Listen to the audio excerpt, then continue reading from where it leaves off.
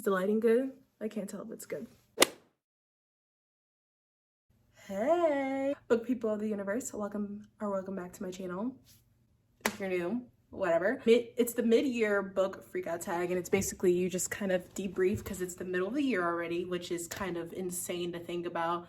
But we just kind of debrief, talk about your favorite books, your least favorite books of the year, anything, you know. But we're gonna do this pretty quickly. We're just gonna go through the best and worst books I read this year, and we're just gonna have a ball. So let's jump right into the video. So question number 1 is best book you've read so far this year. Like the one that really stood out for me was Saving Six by Chloe Wall. This book is the 3rd book in the Boys of Tommen series, and if you've seen any of my videos before, you know that I love the Boys of Tommen series, specifically Binding and Keeping 13. It follows the next couple in this series, Joey and Aoife, and their issues, and they kind of go through a lot in this book. Don't really want to say any much more because that would just spoil what happens, but this is a really great series, and I read this book so fast. I tabbed it up. It's super thick. These books are humongous, but you read them so fast. You get so attached to the characters, and this one was a great read. I gave it 5 stars. I was obsessed, and I can't wait to read any more books that come out with this series. I will just be on cloud 9 because I love this series so much, and I highly recommend. Please read it.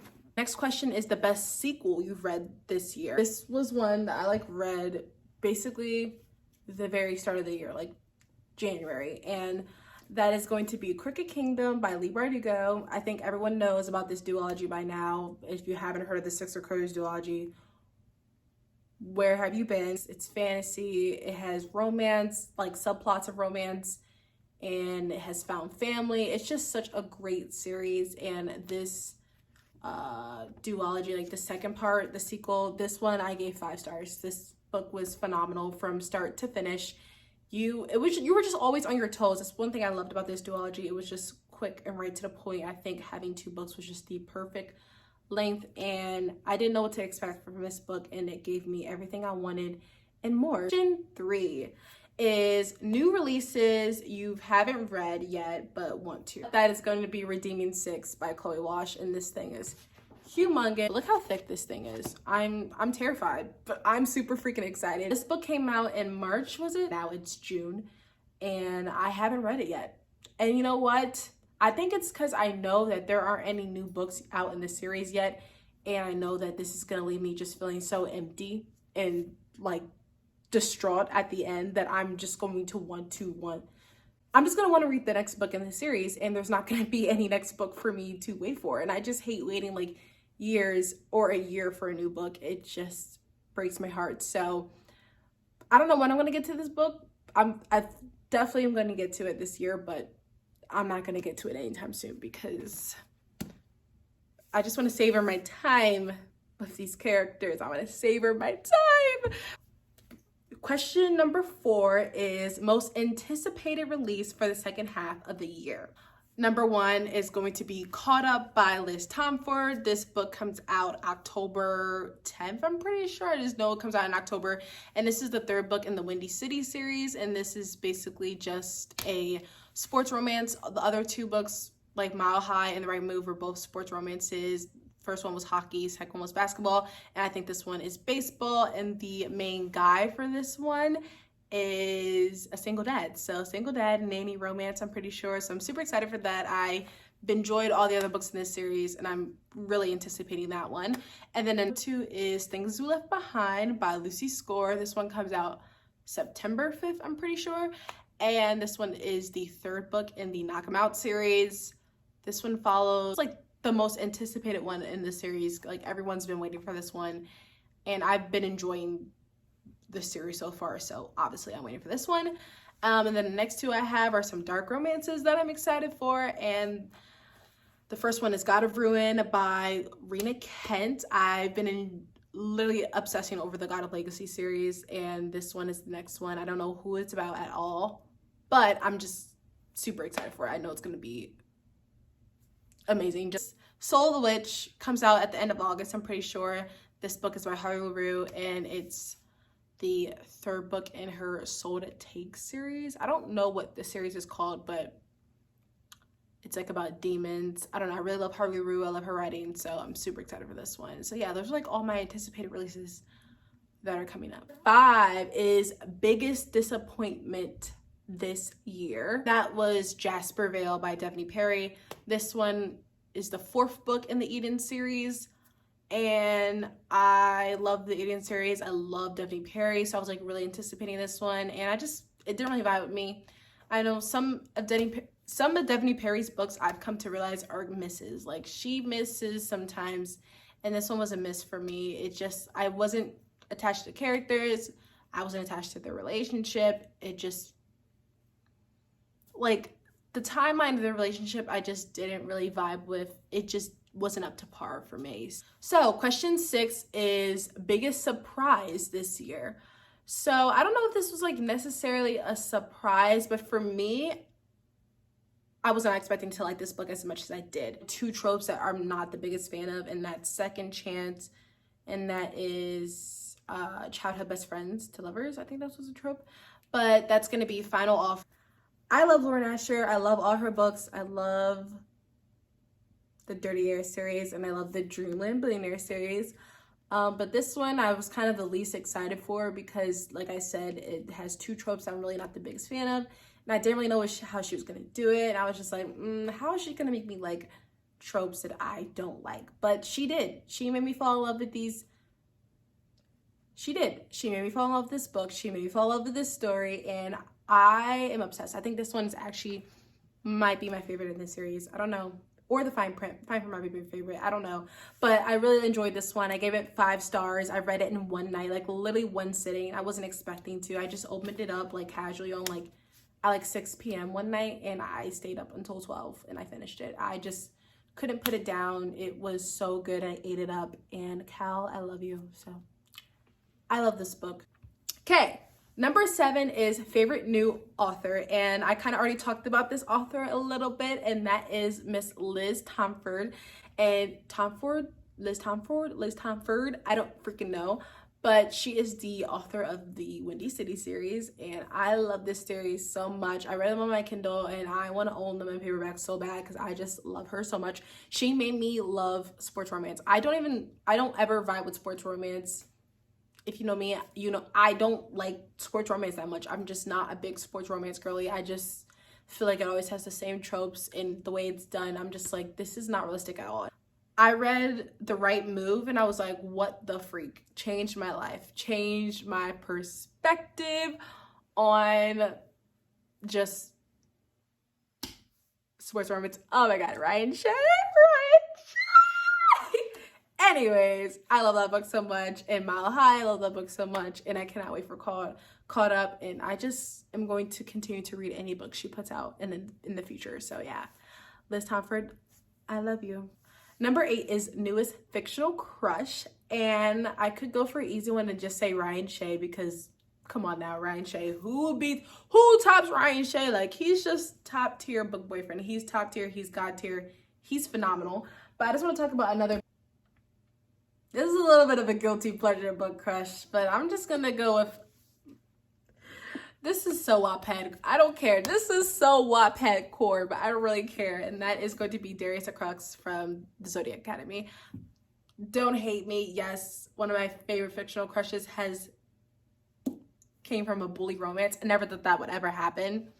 Never thought that would ever happen. But this series took the world by storm. I mean, I've saw it all over TikTok this year, and I was just kind of like, I mean, I saw it all over TikTok at the end of last year too, but I was just prolonging it. And I finally said, you know what, let me just read it, and I fell in love. I read this series in 2 weeks. It's so addicting. It's trash, but it's addicting trash. That's serious. Darius, I love that man. Like, I love that man. I hate myself. I'm sorry. Newest favorite character. And I'm just going to say Joey Lynch from Saving Six and Redeeming Six. I haven't read Redeeming Six, but he's the main character of Saving Six. And he just owns my heart. He has my heart. I love him. I love all the kids in Lynch family. I love this boy. I love this boy. I mean, he is in high school, so like he's just so baby boy to me. Like he's just a sweet little baby boy. He's just a sweet little boy. He's going through a lot. He had a lot of struggles, but I just want to hug him. He deserves a love and affection. And is Tori Vega. She gets too much hate. I love Tori. I understand her. I see her. We see each other. Those like my two favorite newest fictional characters that I met. Is a book that made you cry. And that is Pack of the Moon by Kristen Higgins. Read with caution. Read with caution. This book is literally just a roller coaster of emotions. It's only sadness. If you want sadness, read this. Like if you're like, oh, I want a sad book that makes me bawl my eyes out. When I tell you I was sobbing. Never sobbed for a book this hard. Never sobbed for a book this hard. This book follows our main character, Josh, and he is a recent widower. No, widow is when you're the wife. So widower is when you're the man. You go through the process of Josh's grief of him losing his wife, and you know, you get back and forth because you get to see the time of like before she was getting sick and their life before that and before things started to go on a decline. And you get to see him after and months after and how he's growing and how he's healing and how he's processing his grief. And it's just a beautiful, beautiful story. It's so well done, but it's so devastating and so heartbreaking at the same time because it's like, you know, he has to deal with this sadness and it's inevitable, but it's, like the ending, it's phenomenal. And I'm happy I picked it up. 11, a book that made you happy. And that was 1% of You by, I think, Michelle Gross. Is that the author's name? I don't know. But this book is a single parent romance. The mom is a single mom. She has like a little toddler, and then like she has like a newborn baby that like gets born within like the very first 5% of the book. And she has a romance with her next door neighbor, her grumpy older next door neighbor, and it's the cutest single parent romance I have ever read in my life. It's so adorable. It is so cute. I've read it twice. Like, it's so good. It's so cute, and it's just so simple, and it's quick. If you just want a cute, simple, single parent romance, age gap, grumpy, not really grumpy Sanjay, but like he's a grumpy man. It's so freaking cute, and you would just be like cheesing, kicking your feet the whole entire time. Number 12 is The Most Beautiful Book You Have Acquired. I don't really like buy books based on cover. Like, I need to know the book I'm reading before I buy it, you know what I'm saying? But I would say like the two most beautiful books I got in this year that like I just love the covers is, I'm gonna say the first one is Blood Marked. Don't mind the thing because I'm currently reading it right now, and you'll hear about it all in my wrap up. But Blood Marked, look at this cover. It's gorgeous. Like, look at Brie. She looks so gorgeous. Beautiful book is Before I Let Go by Kennedy Ryan. I recently talked about this one. I just got it. And this one is also just a really pretty cover because look at her hair and the flowers. It looks so good. Number 13 is What Books Do I Want to Read by the End of the Year? It is Yours Truly by Abby Jimenez. So I actually haven't read any of her books before, and her books have kind of been popular and going around since like last year, you know, Part of Your World. Everybody was like talking about that and so many other books, but this is another one I've seen people talk about so much this year, like recently. I think it just came out in like April or something, and that's this one. I think it has really good anxiety rep, I heard, and I heard that has really good like mental health rep. And only thing I know about it is that I think they like share letters to each other. Is this a fake dating trope?